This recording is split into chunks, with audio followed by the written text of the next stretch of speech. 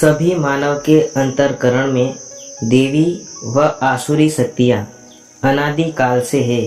देवी शक्तियों के सहयोग से जब मनुष्य अपने आत्म स्वरूप की ओर अग्रसर होता है तो काम, क्रोध, राग, द्वेष इत्यादि आसुरी वृत्तियाँ बाधा के रूप में आक्रमण करती है। उसमें पार पाना ही वास्तविक युद्ध है। अर्जुन श्रेय के लिए विकल था।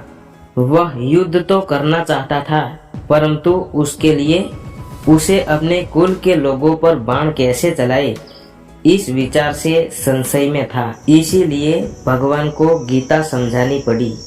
उसके पश्चात भगवान ने पूछा कि कुल के प्रति तेरा मोह भंग हुआ कि नहीं। तब अर्जुन ने स्वीकार किया कि हाँ, अब मेरा मोह कुल के प्रति भंग हो गया है।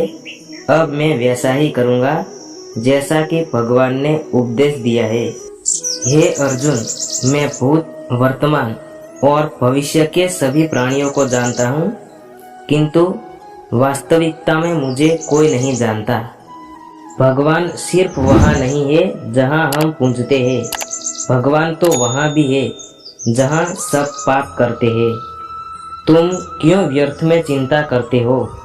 तुम क्यों भयभीत होते हो? कौन तुम्हें मार सकता है? आत्मा न कभी जन्म लेती है और न ही इसे कोई मार सकता है। यही जीवन का अंतिम सत्य है। कर्म ही धर्म है, इसलिए हमें कर्म करते जाना चाहिए। फल अपने आप हमें मिलेगा। यही संसार का नियम है। न तो यह शरीर तुम्हारा है और न ही तुम इस शरीर के मालिक हो।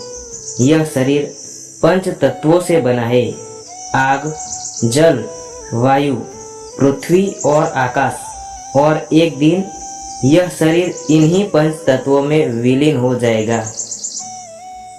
तुमने खुद को कमजोर मान रखा है, वरना जो तुम कर सकते हो वो दूसरा नहीं कर सकता। मूर्ख ज्ञानियों से भी नहीं सीख पाते और ज्ञानी मूर्ख से भी सीख लेते हैं।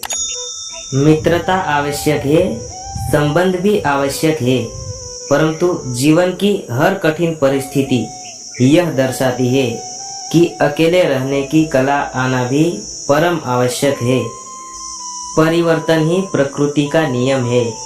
इसलिए जो पीछे छूट गया उस पर शोक मनाने की जगह जो आपके पास है उसका आनंद उठाना सीखिए।